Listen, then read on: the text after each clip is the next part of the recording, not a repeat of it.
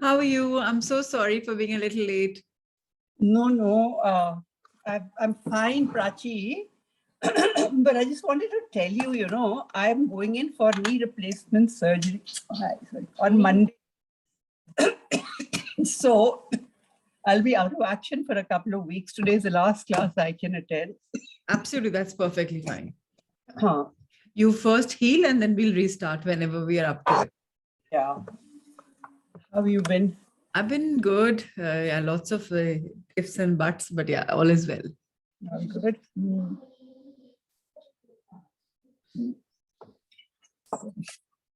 So today, I think it's the last chapter, right? The last chapter, right? Yes, and it's concluding today. So yeah, we'll restart. Beautiful, wonderful. It's basically only an overview. Yeah. It just gives you a general idea, a structure, so that when you attend any other text or listen to something, you get a sense of what they're talking to. Otherwise, you're totally lost, when they make reference. Yeah. So I start chapter 4. Yes. The last chapter today on introduction to Vedanta, Jnāna Phalam and the law of karma. Jnāna Phalam, the benefit of spiritual knowledge, is presented in two forms in the Shastras. One is the benefit obtained in this life, and the other is the benefit after death. The first one is called Jivan Mukti, and the second one is called Videha Mukti. Videha Mukti. Jivan Mukti is the benefit of knowledge enjoyed at the mental level in various forms. It is purely at the mental level.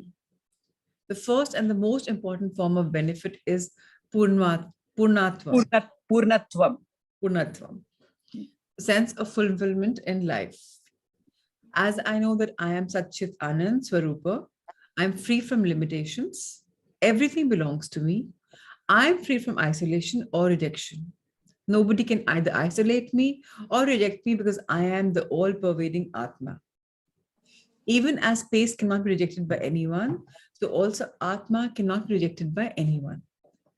This leads me to the second form of benefit, which is independence. I'm mentally, emotionally, an independent person. The presence and absence of things will not affect me emotionally.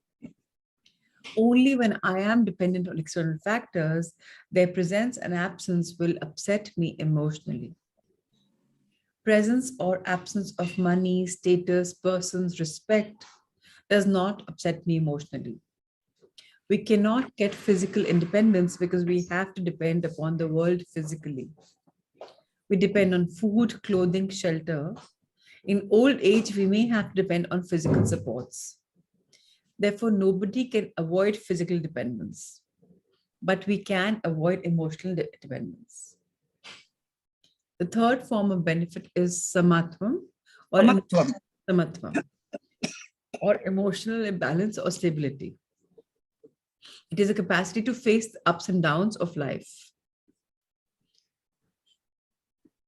Jnanam acts like the shock absorber of a vehicle.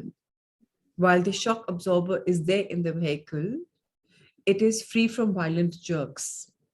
The potholes do exist on the roads, but it does not affect the vehicle too much. Similarly, Jnanam as shock absorber helps me face and accept all the upheavals of life.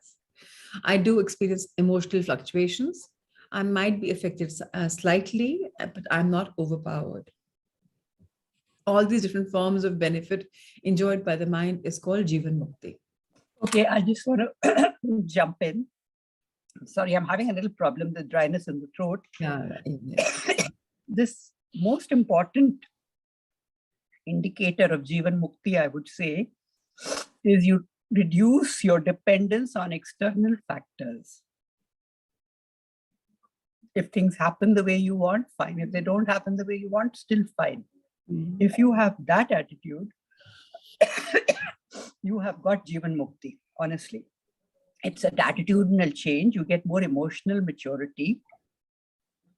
And an indicator of that is what is always referred to as FIR, When you get a reactive outburst, an angry response, or you're upset about something, what happens is F stands for frequency. You have to notice, has the frequency reduced? The intensity, has it reduced?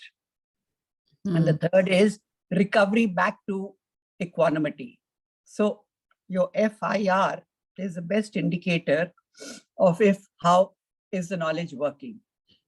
Very nice. FIR, yeah. Videha Mukti.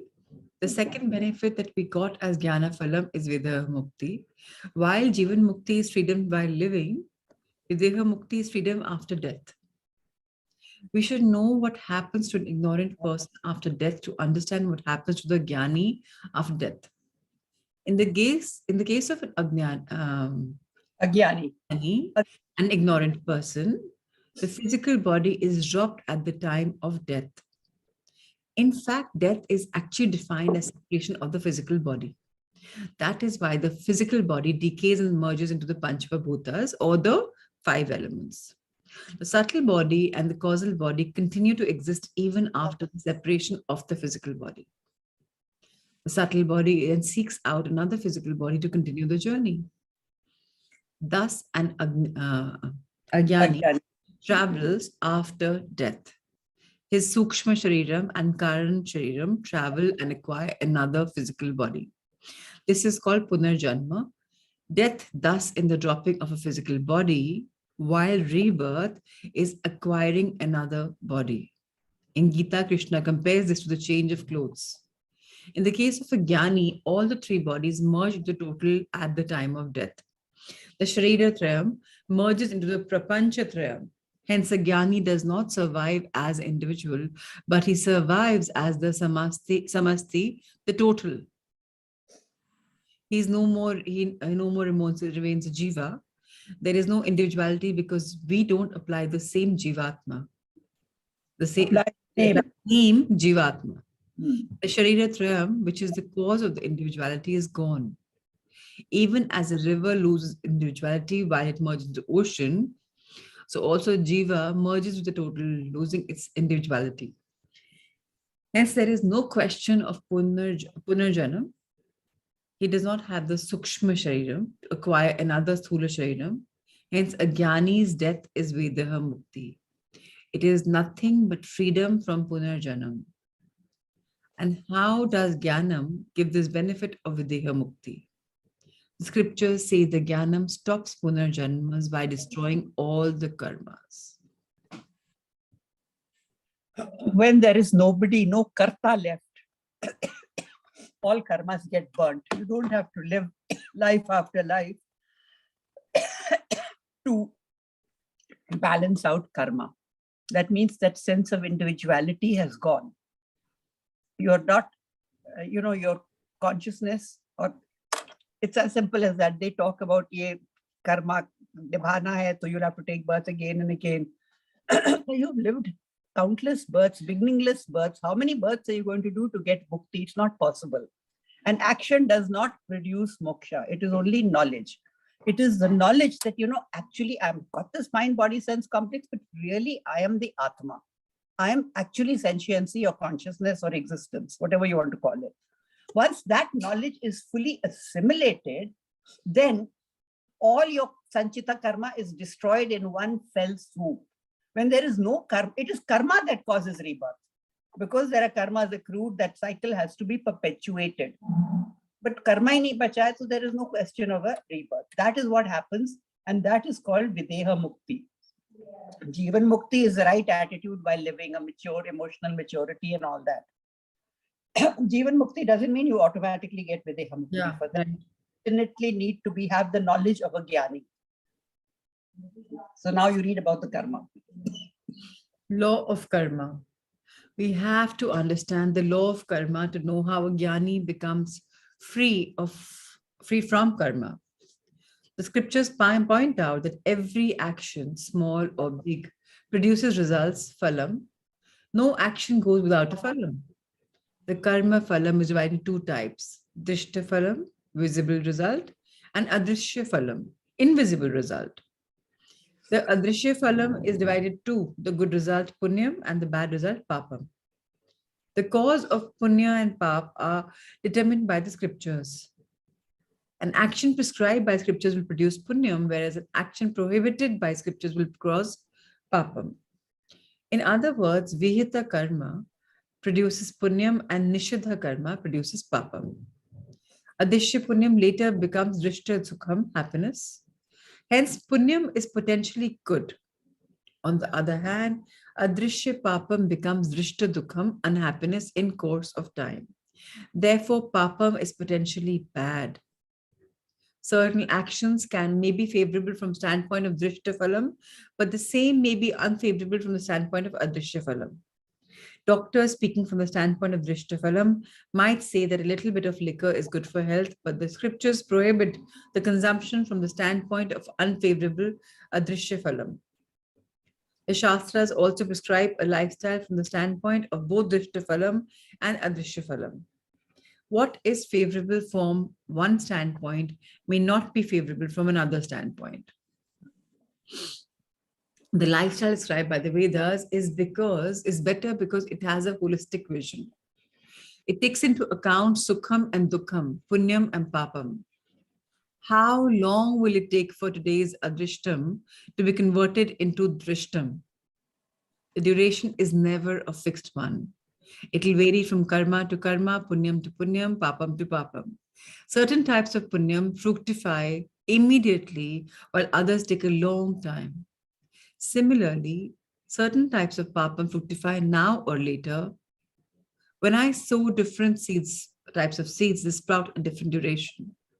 A papaya seed may sprout quickly and become a tree in no time. On the other hand, a mango or coconut seed takes a very long time. Gestation period is different for different animals. Insects multiply within hours.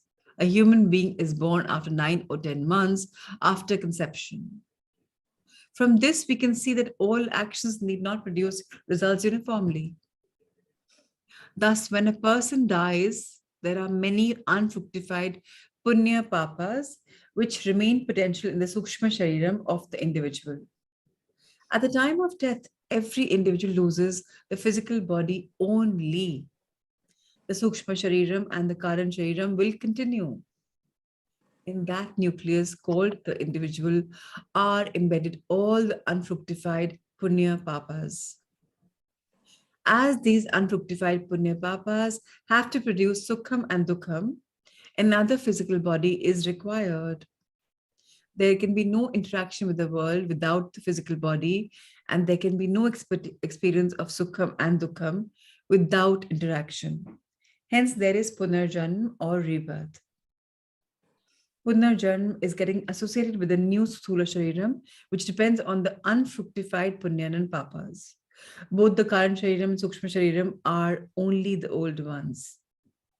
While experiencing sukham and dukham in the next body, the individual performs more actions and consequently acquires fresh punya and papa. Many of these remain unfructified and thus produce the next body. Thus, the cycle of birth and death is perpetuated by the punya and papa, which are regularly replenished. How wonderful. It is to be remembered that God does not determine the type of birth and type of experiences. God cannot do so. Both are determined by the punya papas acquired by the individual himself or herself. The cycle started from Anadi Kala. Anadi Kala, that means Anadi, beginningless. When it's a cycle, you can't say where it began. It just goes on and on. So we use the term Anadi. The cycle has started from Anadi Kal, the beginningless period. We have had infinite janmas in the past. We will have infinite janmas in the future also. The cycle will be broken only by Jnanam. This is the law of karma, one of the most popular and one of the most important features of Vedic teachings. Every individual has to learn this law and assimilate this law very, very well. Understanding and assimilating the law of karma has many advantages. First, The law of karma alone explains the differences or disparities in the living beings from birth. We often wonder why innocent children are born handicapped. The law of karma says that this is because of the purva papam. Physical or mental disparities can be explained only through the law of karma. If law of karma is not accepted, life will become a mere accident. Thus, the first advantage is that it can explain disparities. The second advantage is that I can accept my suffering even though I have not done any mistakes in this janma, even though I have led a good life. Often the question comes, why would I suffer? And I tend to blame the world or the Lord. The law of karma tells me that I have to accept my suffering because I have acquired such an adrishya phalam in the past janma. I learn to accept my problems without blaming others. Third advantage, I can take charge of my future. If my present situation is because of the past and future situation is because of my life, will be determined by my present actions. As a karta, I can direct the course of my life. I learn from the world that the world does not determine my future. God does not determine my future. My own actions alone determine my future. Therefore, I accept a free will. The present, which is determined by the past, is called fate. But the future, which is determined by the present, is governed by my free will. As a bhokta in the present, I have no choice, but as a karta, I have a choice to determine my future. Number 4. The next advantage of the law of karma is almost the corollary of the previous ones. The answers one of the great questions which most people ask: why do people suffer and corrupt people? Why do good people suffer and corrupt people have a gala time? This is a universal question.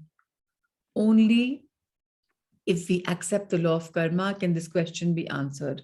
Corrupt people are enjoying well today as a result of the fructification of their past punyam, but they're definitely going to pay the price in future for the present corrupt practices. Similarly, we can say that the good people are suffering for their past papam, but their present good actions are definitely going to get them punyam, which will get fructified in the future. Without the law of karma, our society will be rid of all morals, and youngsters might include the dharma does not. Might conclude. Without the law of karma, our society will be rid of all morals, and youngsters might conclude that dharma does not pay, adharma alone pays. Thus, law of karma is necessary to teach and ensure morals in the society. Only if you accept the law of karma, faith in God will be restored. In the assimilation of the law of karma alone, I understand that the Lord can never be unjust. If a judge acquits a person in a case and gives different degrees of punishment to others, it is not because of his partiality. The decision of the judge depends upon the type of actions done by the people. The Lord, the universal judge, can never do injustice. If a devotee suffers, he's paying the price for the actions taken in the past. His punya karmas will help him get a better future. Prachi, I just want to say something here. See, the Lord, Ishvara, or in creation, there is an order. Once that order is in place, even Ishvara will not interfere. Unless there is some possibility of divine grace, I don't know, in very rare exceptional cases. So that is why when they say the Lord cannot do anything, it is that he has set the law of karma in place. He cannot go against the law order of karma. So it has to manifest whichever way it happens. You understand? That's what they mean. That when you have placed an order in place, you're not going to keep changing it willy-nilly. For so-and-so sake, let me change it. So he cannot interfere, he cannot help. But if the karma is a weak, or the papa to be manifested is a weak one, you do get divine grace when you sit and pray and, sincerely ask for. It can be deferred, it can be delayed, or its effect reduced. Instead of breaking a leg, you might just get a torn ligament, for example. I'm just giving you an example. But what has to be paid or atoned for will happen, because that is the order, and that order is in place in creation. Absolutely. Yeah. So only if you accept the law of karma, faith in God will be restored. Now, in the assimilation of the law of karma alone, I understand that the Lord can never be unjust. Now we've done that sentence. Yeah. We've done that paragraph. Next one, yeah. If I understand the law of karma, my devotion to the Lord will remain intact. I will see suffering as an exhaustion of my papam. I will learn to see it more positively. Even as I suffer, the papams are washed off and I am becoming purer and purer. The Lord purifies me by giving sufferings, which is actually the removal of papam. Lord strengthens my respect for dharma, explains my difficult situations, and gives me a hope for my future. Thus, life is not an accident. Nothing is an accident. Everything is based on as an invisible moral order. While scientists talk about the visible physical order in the cosmos, the law of karma talks about the invisible moral order. Without a cause, there can never be any effect. Sometimes I see the cause, sometimes I don't see it. Medical people talk about idiopathic diseases whose causes are not known. If the cause is not known, it does not mean that the cause is non-existent. In fact, all medical researchers are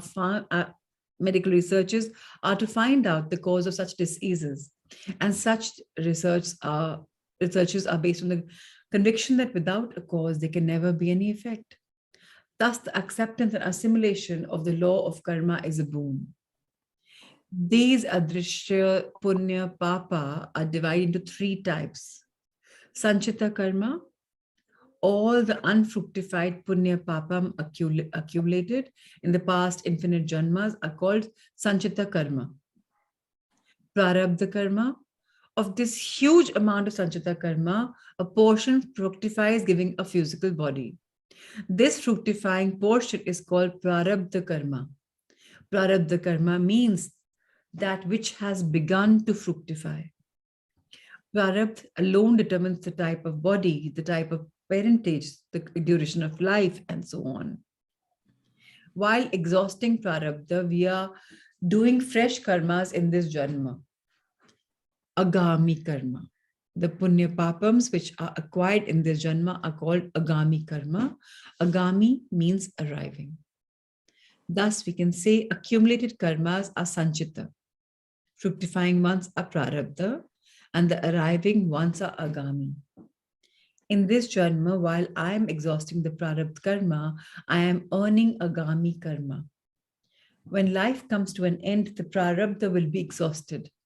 In fact, when prarabdha is exhausted, life comes to an end. Some agami karmas will fructify in this janma itself. These fructified agami karmas will also get exhausted. The unfructified agami karma will join the sanchita karma. Out of this sanchita karma, another portion becomes prarabdha, leading to the next birth. I will need some clarity on this, Dimpleji. Yeah, tell me. What do you want to? So what I want to know is that I've seen Adrishya Papam Punyam. Now, all of this, jo bhi nahi hum apni life mein kar paate, that is called sanchita karma. Before we take a birth, we have something called sanchita karma. Yeah, that is a total net punya papa accumulated over infinite anadi lifetimes. That is sanchita, storehouse. Out of that store, some amount comes out as prarabdha. And उसमें से कुछ definite होता है कि तो होगा ही होगा आपकी इस life में, which is called prarabdha. You can't avoid that in this physical life because you have to go through it. It's your destiny, right? In fact, as he's very clearly said, death happens when your prarabdha is over, is when you will die. Because you have been born with a certain prarabdha and it has a certain duration. You don't know how long it is. When all that prarabdha finishes, that's the day the body drops.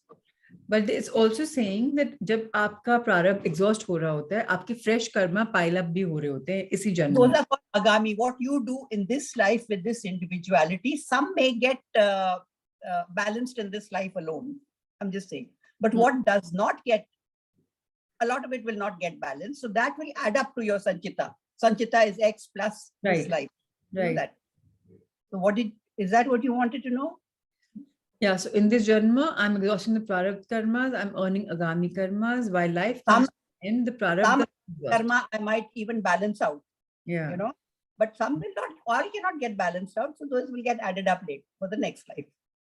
No, but then how does enlightenment happen? How does How do you get moksha when... Moksha is what, according to the Vedanta Shastra, is, see, there is something called understanding, then there's absorption, and there's assimilation. Understanding, you and I, we all understand that actually I'm not this body, I'm this mind, body, sense. I'm not this body, I'm Atma. Okay. The sentiency that is giving or enlivening this body. But we know it at an understanding level alone. We are still in the process of absorbing it with continuous reading. It gets deeper and deeper. It's not there in the deep subconscious mind as a firm conviction. Assimilation is a jnani who totally understands it. That is at one moment it happens. Don't ask me when and how. But when that happens, the jnani has fully assimilated Tattvamasi, at which point he is not an individual. And because there is no karta, no karma, all the karma get burnt out. And there's total moksha. It's not that ye karo and you atone for it and the next one you atone for and you're ticking off boxes. It is that there is no karta. He says I am Atma, I am not a karta. When that full understanding comes, which I don't know when it happens. So actually that takes a moment, but preparing for it can take lifetimes of knowledge, you know. So jab karta hi nahi hai, so where is the karma? They all get burnt at the same time. So there is no rebirth then. Wow. It's not that you have to suffer over lifetimes to try and get moksha. That's what Jnanam is all about, understanding. Right. So thus the cycle of Sanchita, Prarabdha and Agami goes on and on. A horoscope is an indicator of Prarabdha, Punya, Papam in coded language. When we say Saturn affects my life, the actual idea is that the Prarabdha, Papam is affecting my life. When Chukra Dasa helps me win a lottery, it is unfoldment of Punyam. When I do Prashchit Karma, I am creating an Agami Punyam to neutralize the Prarabdha, Papam. The Agami Punyam will further eliminate the Prarabdha. Either eliminate. Sorry, the Agami Punyam will either eliminate the Prarabdha Papam or at least reduce its impact depending on the strength of the Prarabdha Papam. In the worst case, Prashchita gives the strength to withstand the onslaught of Prabal, strong Prarabdha Papam. We will never know the power of Prarabdha in advance because it is Adrishyam. So we have to continue or repeat the Prashchit until we get the required benefit. Prachi, there are 3 types of karma. They say Prabal is very strong. Then there is a medium, and Durbal, I've forgotten the word for medium. And then there is Durbal, which is weak. Now your effort, be it prayer or your free will, is always in a tussle with your Prarabdha. If the karma is strong, then it will happen. If it is medium, you could neutralize it. And if it is weak, you can overcome it with prashchit karmas and all, you know, those prescribed prayers or whatever. So you don't know how strong or how weak it is till it shows itself up. But you make effort to try and overcome a papa karma. And Swamiji, Puja Swamiji always said something very interesting. I always said, I do not say there is anything called sin or the opposite, merit. He says basically it is for him, he said punyam is a comfortable, conducive life situation, and papam is difficult situations manifesting themselves, all because of your karma. So never say, you know, nothing is a sin. It is just some wrong action that is causing. So he described punyam and papam like this. Punyam is very comfortable, a lot of sukh in your life, and papam is a lot of dukh and unpleasant situations. Okay. The question now is, what happens with three karmas in the case of a jnani? The scriptures say that jnanam is so powerful, it is capable of destroying all the sanchita karma. Jnanam straight away burns out all sanchita karma, even like the radiation, burning all the cancerous cells in the body. Thus, sanchita karma of a jnani gets burnt. The prarabdha karma of a jnani are exhausted through experience. He accepts the prarabdha as God's will and allows the body to go through those karmas. We take care of the body and protect it because we need the body to help us achieve our goals. A jnani has attained the highest and does not require the body for achieving anything. Therefore, he allows the body to go through the prarabdha till all the prarabdha karmas are exhausted. Agami. This does not come to a Jnani because his actions are done without ego, without identification with anatma. Therefore, at the time of the Jnani's death, there is no karma. Sanchita is burnt, prarabdha is exhausted, agami is avoided. Hence, there is no question of punarjanam. And also, so are the three bodies, Sthula, Sukshma, and Karan Sharira merge into Sthula, Sukshma, and Kara Prapancha, respectively. In other words, the Jnani becomes one with the Lord. He attains Videha Mukti. He enjoys Jivan Mukti as long as he's alive and enjoys Videha Mukti after death. This is the phalam that a seeker will acquire through his Jnanam. He or she may drop his or her body in a holy place or unholy place at a holy time or unholy time. The wise person is free from all sorts of bondages. Wow. So they always tell us, even punyam and papam is anatma. Do not get attached to it also. It's all in the mithya world. You have to go beyond that, beyond the other. I think I told you that there are 3 orders of reality, right? And you cannot mix orders of reality. To give you a simple example, suppose you're having a dream. In the dream, a tiger comes and mauls you. When you wake up, you don't have to go to the hospital to get treated for it, because that's a different order of reality. And you just tell you why you cannot mix orders of reality. So there is absolute reality, which is called Paramarthika Satyam, which is Brahman, which is Atma consciousness, Paramatma, which is all existing consciousness, existence. That is a totally different order of reality. It is a karta, a bhukta. It does not interfere with what is happening to Prachi or Dimples or anything. It just is. Existence, consciousness, all knowledge are limitless. But we live in what is called Vyavaharika Satyam, a transactional reality, where there are elements, there are devatas, there are gods, there are people, there's all kinds of species. So that is our reality. And the third reality is called Pratibhashika Satyam, which is a subjective reality. Dreams actually come under subjective reality. And Pratibhashika subjective reality is also how the world is. Ishvara Shrishti is the way it is. What spin you give on it is Jiva Shrishti. For example, you have an impression about somebody, you don't really like them. That person has gone past and not noticed you. But you've decided, now see, she ignored me. This shows what a snob she is, or something like that. Now that is your own projection. The problem is, most of the time, even as we are living in transactional reality, our minds are always working in our own subjective reality. That is a lot of subjectivity, whereas what Shastra says is get out of that and get into being more objective in life. So that is one of the processes. Karma Yoga being one, gaining more objectivity is another. And at the end of the day, Vyavaharika, Satyam, and Pratibhashika are both in the Mithya world. Right. And reality is only one, which is Brahman. No.